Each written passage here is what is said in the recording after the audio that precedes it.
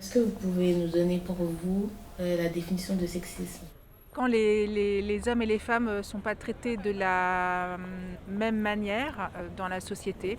En tant que femme, je suis plus en insécurité dans la rue et je ne ferai pas forcément les mêmes choses qu'un homme, ouais, complètement. Il est fort probable que si je mette une paire de bas avec une petite jupe, je risque de me faire insulter ou alors de me faire poursuivre ou ne serait-ce que harceler. J'ai réfléchi très souvent à comment je m'habille dans l'espace public parce que je me suis déjà fait harceler plusieurs fois. C'est vrai qu'on voit beaucoup d'hommes qui occupent l'espace public, alors c'est vrai qu'on peut ne pas forcément trouver sa place.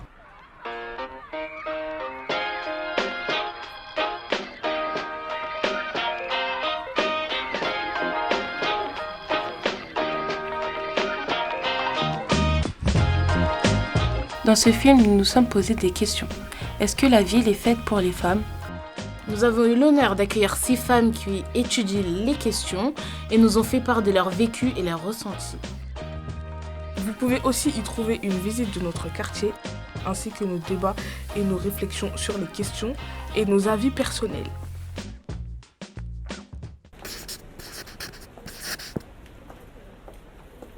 Héloïse Duché, militante féministe.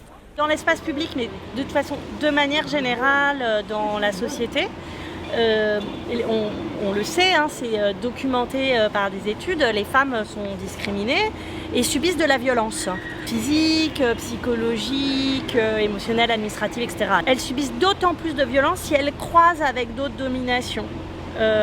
Donc si elles sont, en plus si elles sont femmes et pauvres, femmes et lesbiennes, femmes et racisées, femmes et handicapées.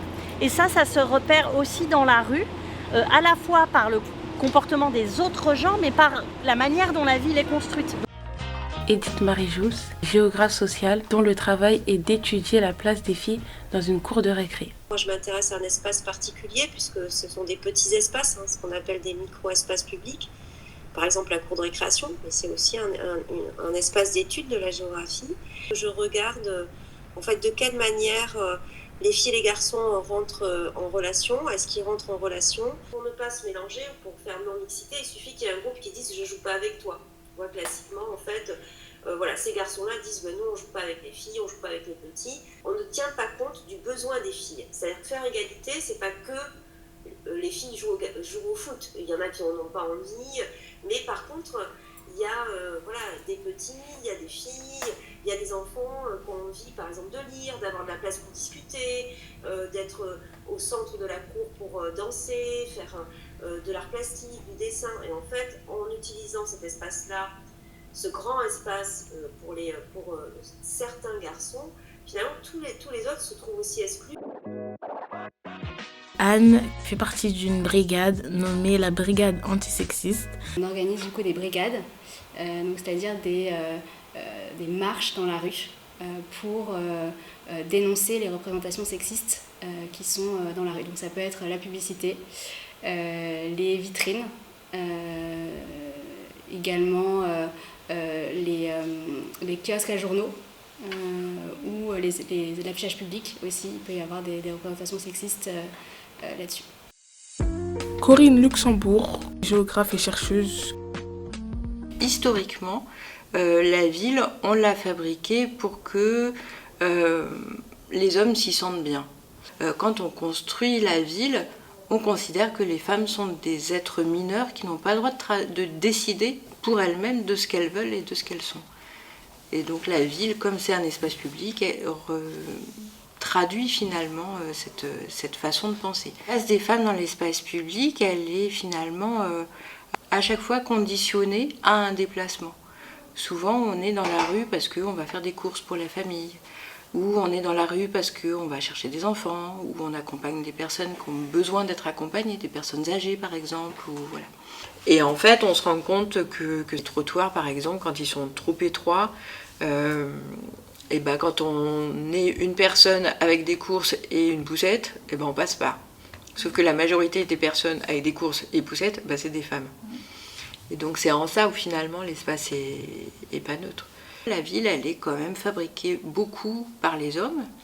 Beaucoup d'architectes qui sont chefs d'agence, par exemple, ce sont des hommes. Alors que parmi mes étudiants, il y a une grande majorité de jeunes femmes qui apprennent l'architecture. Madame Manet et Madame Badin, deux mamans de quartier qui sont en train de créer une nouvelle association. Nos enfants sont là. Certaines d'entre nous bossent le matin, les premières à être dans le métro et souvent les dernières à rentrer le soir. Pendant ce temps, nos enfants sont où? Livrés à eux-mêmes. Mes enfants, il y a quelques années, me reprochaient mes tenues. C'est pas que j'étais vulgaire ou autre, mais me disaient que les femmes de ton âge sont voilées ou ne s'habillent pas de telle ou telle façon. Donc, ils n'ont pas réussi. Maintenant, ils se sont calmés. Mais sinon, ils me l'ont reproché. Oui. Dans ma rue, j'ai des bars qui sont à 97%, on va dire 100%, dédiés aux hommes. Parce qu'il y a quelque temps, je me suis posé la question, où sont les filles dans ce quartier? Je reviens encore sur le sexisme. Vous m'excusez, mais je me suis posé la question. Elles sont là. Non, elles sont là, mais je ne les vois pas à l'extérieur. Et j'ai demandé à mon fils, mais où est un tel? Parce que je ne vois pas les filles. Ils me disent que les filles sont toujours à la maison. Et même nous, mères, nous sommes quelques-unes seulement à s'asseoir sur les bancs, en face de la banane là, où là, il y a le muret. Donc moi, souvent, je suis là, avec quelques femmes, et je me dis, les autres sont où?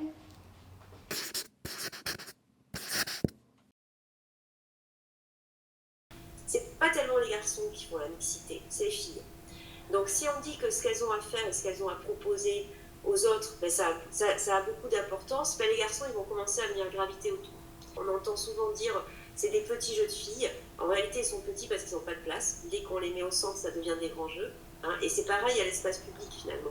Tous les besoins des femmes sont peu pensés. Hein. On pense aux besoins des hommes. Du coup, elles ne trouvent pas leur place. Déjà, c'est difficile pour elles d'être légitimes. Elles ne peuvent pas trop être sur le lieu des hommes parce qu'il y a un rapport de force. Parce que s'imposer, c'est très compliqué. Et c'est pas ça que demande une société égalitaire.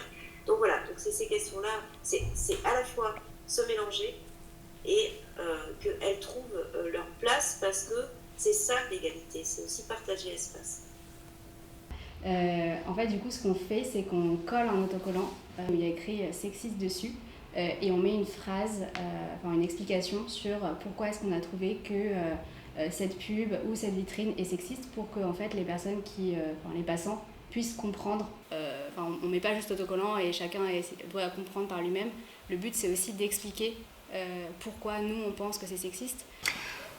Des solutions, on en a quelques-unes parce qu'on a travaillé pendant 6 années à Gennevilliers, donc qui est une ville de la banlieue parisienne, et on a travaillé avec des habitants et des habitantes pour savoir comment ils et elles vivaient leur espace public. On s'est rendu compte que moins il y avait de bancs, plus les femmes n'étaient pas bien dans l'espace public. Parce qu'il y a toujours une concurrence. Si on s'installe et qu'on est toute seule, très souvent, en fait, on a calculé, on a mesuré un certain nombre de fois. Au bout de 3 minutes, on vient se faire embêter par un homme. Être toute seule sur un banc public, c'est pas facile. Mais c'est aussi parce que finalement, des bancs, il n'y en a pas beaucoup. Parce que les bancs, on les enlève pour que les personnes marginalisées ne puissent pas s'installer. Donc on s'est rendu compte que plus il y avait de bancs, plus finalement, les femmes, elles étaient tranquilles. Le pouvoir, il n'est que là où on le laisse. Et donc, le pouvoir, ça se prend. J'ai entendu parler de la brigade des mères qui se trouve dans le haut de Belleville. Et là, je me suis dit, elles réussissent des choses. Et nous, vers les Amandiers, nous n'avons rien. Donc, il faut qu'on se lève et on crée une association des mères pour prévenir. Si j'avais une fille, j'allais les obliger à sortir et trouver leur place. Hein? Bien sûr. Ah oui, dehors c'est pour tout le monde. Hein? C'est l'espace public.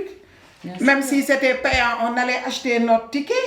Mais pourquoi, comme si vous aviez votre carte de métro et que vous ne l'utilisez pas? Parce que vous avez peur de prendre les transports. Dehors c'est pour tout le monde. Donc sortez-vous aussi et imposez-vous. Il n'y a que comme ça qu'on peut faire changer la société. Et là, le sexisme ira à la poubelle.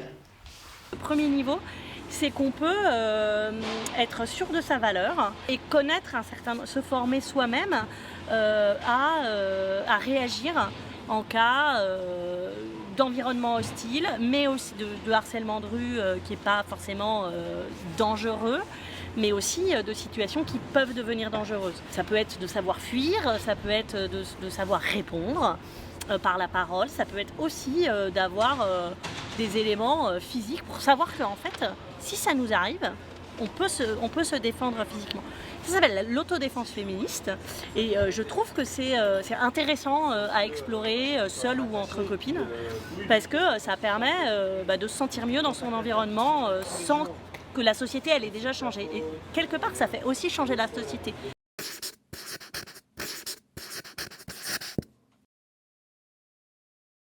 Alors en premier lieu, on fait quoi?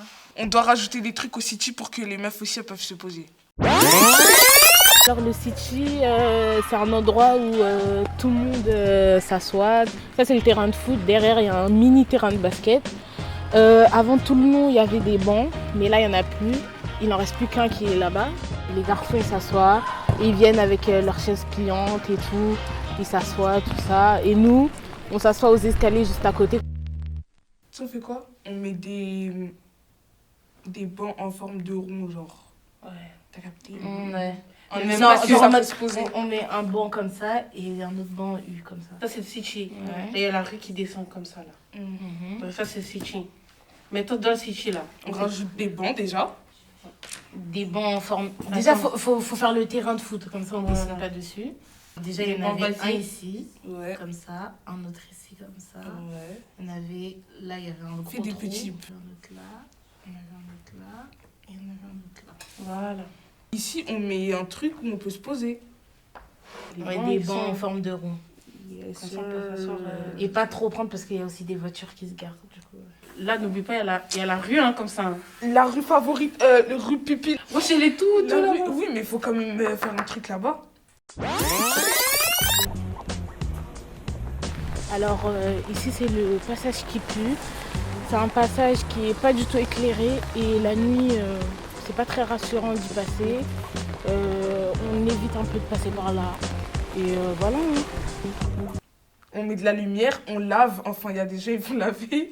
Mais qui va là-bas déjà? Il y a des gens qui veulent rentrer par chez eux, qui habitent de l'autre côté. Elle, si elle passe, elle peut passer par là-bas. Parce que sinon elle doit faire tout le tour de Sorbier ou sinon tout le tour. Tu mets de la lumière. De la lumière, une lampe. Mais du truc jaune, tu fais des étoiles.